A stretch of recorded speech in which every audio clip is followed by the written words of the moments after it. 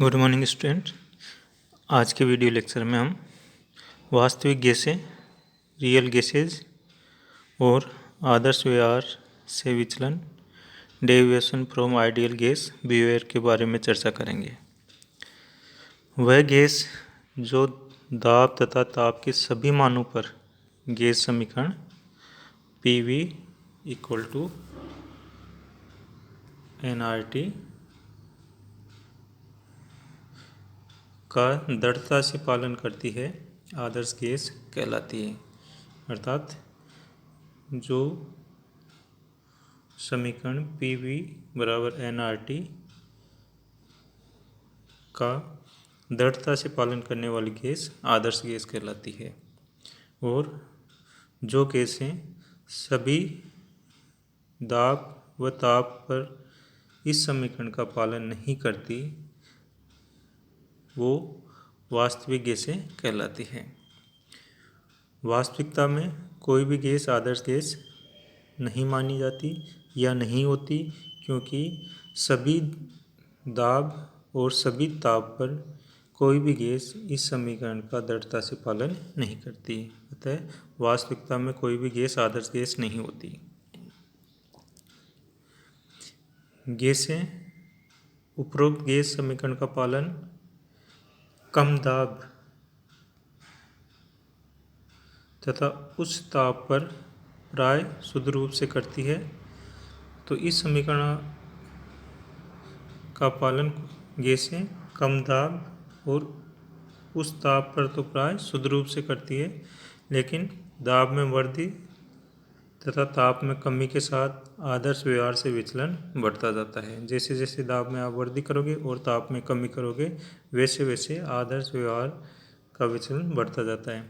क्योंकि दाब बढ़ाने पर गैस के आयतन में कमी होती है, यानी कि गैस के दबने की सामर्थ्य संपीड़ितता घट जाती है और आदर्श व्यवहार से विचलन प्रदर्शित होता है। तो गैसें का दाब बढ़ाने पर और ताप करने पर आदर्श व्यवहार से विचलन बढ़ता जाता है। कुछ गैसें जैसे CO, SO2 तथा NH3 जैसी अत्यधिक विलेय तथा द्रव्यशील गैसें आदर्श व्यवहार से अधिक विचलन दर्शाती है, जबकि अविलेय तथा कम द्रव्यशील गैसें H2 तथा N2 का आदर्श व्यवहार से विचलन अपेक्षाकृत कम होता है। अतः आदर्श व्यवहार से किसी गैस का विचलन उन गैसों पर भी निर्भर करता है। ये गैसें ज़्यादा विचलन दर्शाती है और H2, N2 आदि गैसें आदर्श व्यवहार से अपेक्षाकृत कम विचलन दर्शाती है।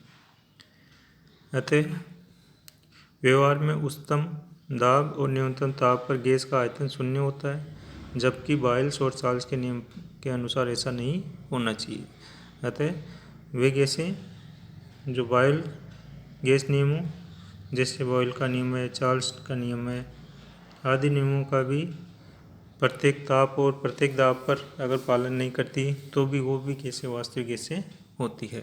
अर्थात वास्तविक गैसें वे गैसें हैं जो आदर्श गैस समीकरण PV = nRT का पालन नहीं करती तथा विभिन्न गैस नियमों का ताप और दाब के सभी मानों पर पालन नहीं करती, वास्तविक गैसें कहलाती है।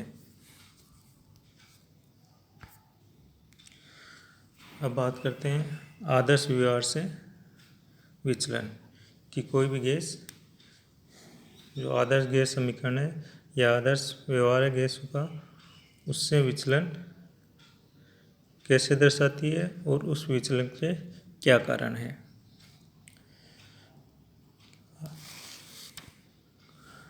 आदर्श व्यवहार से विचलन को संपीड़ितता व्यंजक Z द्वारा प्रदर्शित किया जाता है। कोई भी गैस अगर आदर्श व्यवहार से विचलन दर्शा रही है तो उसको संपीड़ितता व्यंजक जिसको Z से प्रदर्शित किया जाता है उसके रूप में प्रदर्शित किया जाता है। एक मोल गैस के लिए आदर्श गैस समीकरण, जैसा कि आप जानते हो आदर्श गैस समीकरण एक मोल गैस के लिए क्या होगी, PV = RT। इसको इस रूप में भी लिख सकते हैं। अतः आदर्श गैस के लिए PV/RT बराबर इकाई होना चाहिए। जो व्यंजक आया है PV/RT, इस व्यंजक को ही गैस का संप्रेरणता व्यंजक Z कहते हैं। तो अतः Z = PV/RT, या इसको इस रूप में लिख सकते हैं PV/PV आइडियल गैस के पास। तो ये संप्रेरणता गुणांक Z जो है वो Z = है PV/RT। आदर्श गैस के लिए संप्रेरणता व्यंजक Z का मान हमेशा 1 होता है और ये दाब और ताप पर निर्भर नहीं करता, अर्थात दाब और ताप चेंज करने पर आदर्श गैस के लिए संप्रेरणता गुणांक का मान परिवर्तित नहीं होता। हमेशा आदर्श गैस के लिए संप्रेरणता व्यंजक Z का मान इकाई होता है, 1 होता है। और जो वास्तविक गैस होती है, वास्तविक गैस के लिए Z का मान ताप तथा दाब दोनों पर निर्भर करता है। अतः संप्रेरणता व्यंजक के इकाई के मान में विचलन से गैस के आदर्श व्यवहार में विचलन को मापा जा सकता है कि कोई गैस आदर्श व्यवहार से कितना विचलन दर्शा रही है, वो संप्रेरणता व्यंजक के रूप में मापा जाता है।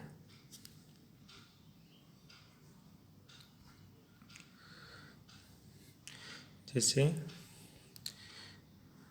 कोई गैस कितना विचलन दर्शा रही है, इसको अपन एक उदाहरण द्वारा देखते हैं। एक आपके सामने ग्राफ है जो संप्रेरणता व्यंजक Z और दाब के मध्य खींचा गया है। इधर दाब है और इधर संप्रेरणता व्यंजक Z, इनके मध्य ग्राफ खींचा गया है। और ये जो डॉटेड लाइन है ये आदर्श गैस के व्यवहार को दर्शाती है। तो इसमें कुछ गैसों के लिए संप्रेरणता व्यंजक एवं दाब के बीच खींचे गए वक्र नीचे चित्र में दर्शाए गए। ये वक्र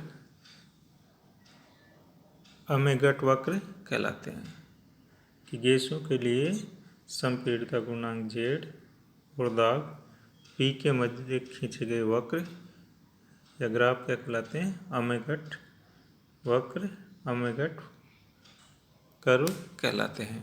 तो अमेगट वक्र किस किस के मध्य खींचे जाते हैं, संप्रेरणता व्यंजक Z और दाब के मध्य। तो इन वक्रों को देखने पे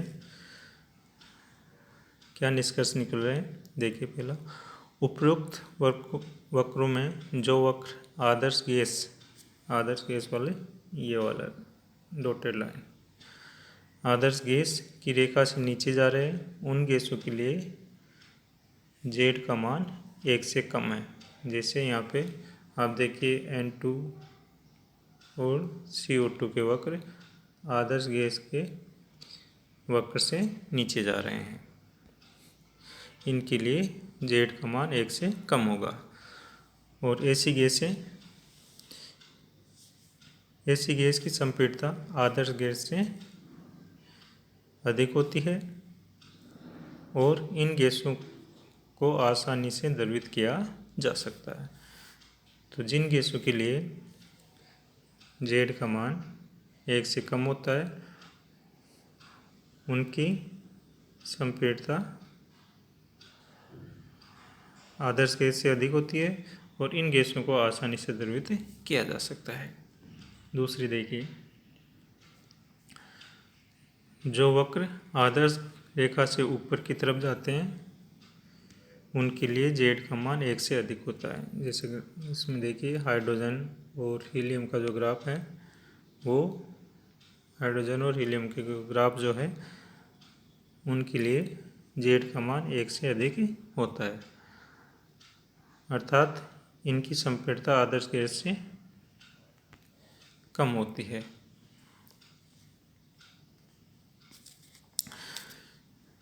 जैसे हाइड्रोजन और हीलियम के अलावा सभी गैसों के वक्र दाब बढ़ने के साथ साथ पहले धीरे धीरे नीचे की ओर जाते हैं तथा बाद में तेजी से ऊपर की ओर बढ़ने लगते हैं। इससे स्पष्ट होता है कि प्रारंभ में तो दाब बढ़ाने पर गैसों की संप्रेरणता आदर्श गैस से अधिक होती है परंतु उच्च दाब पर संपीड़ितता में तेजी से घटती है।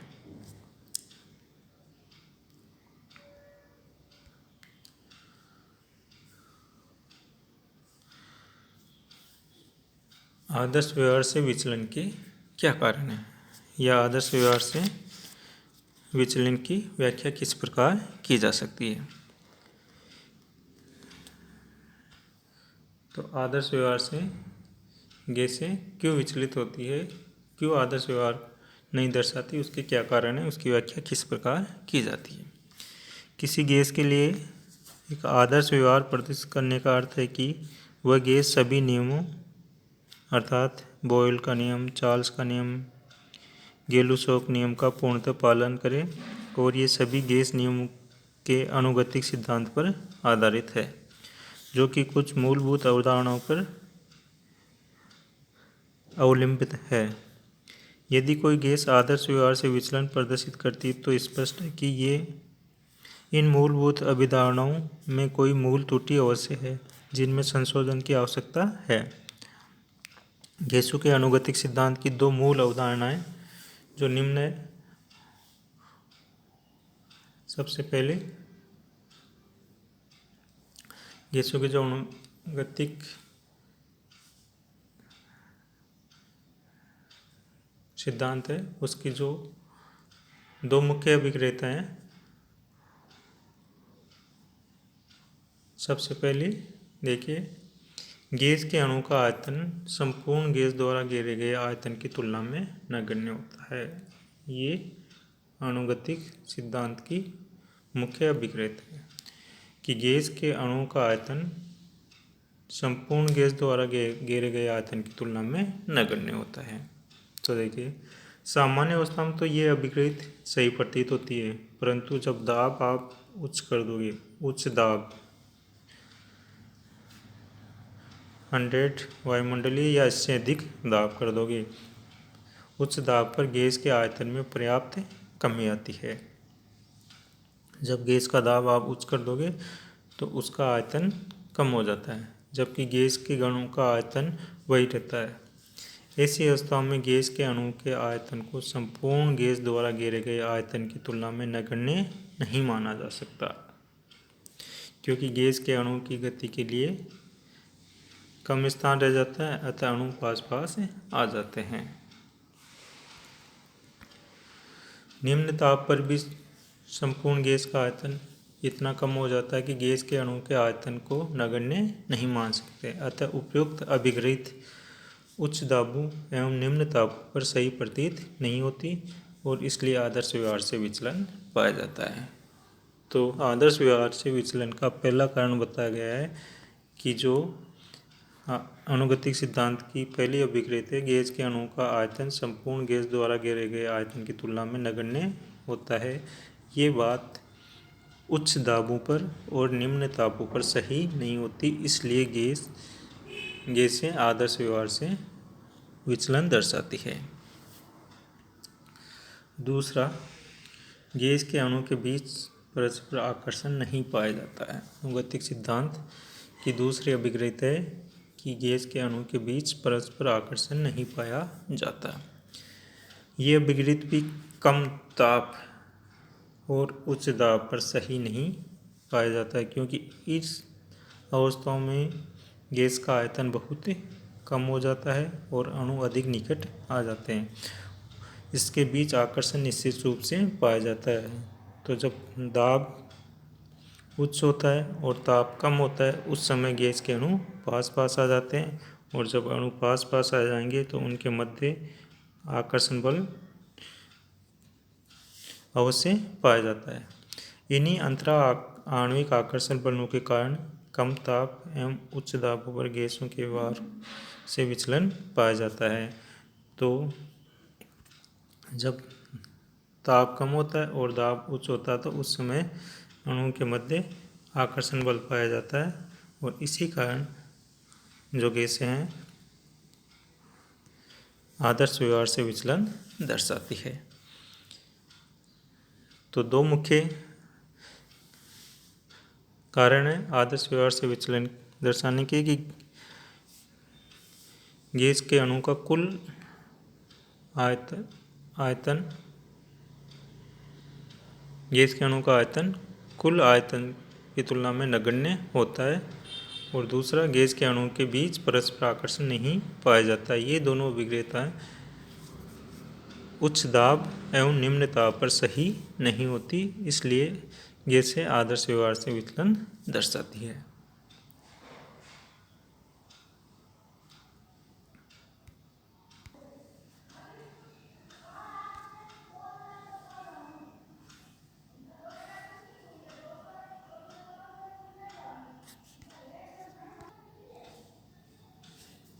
उपरोक्त दोनों अवधारणाओं के कारण गैसों का वास्तविक व्यवहार उनके आदर्श व्यवहार से विचलन दर्शाता है। अतः गैस के अनुगतिक सिद्धांत की इन अवधारणाओं में संशोधन की आवश्यकता हुई, जिसके अंतर्गत 1873 में वान डर वाल ने आदर्श गैस समीकरण PV बराबर nRT में कुछ संशोधन कर एक नया समीकरण व्युत्पन्न किया जो वास्तविक गैसों पर लागू किया जा सकता है। तो अगले वीडियो लेक्चर में हम वान डर वाल समीकरण के बारे में चर्चा करेंगे।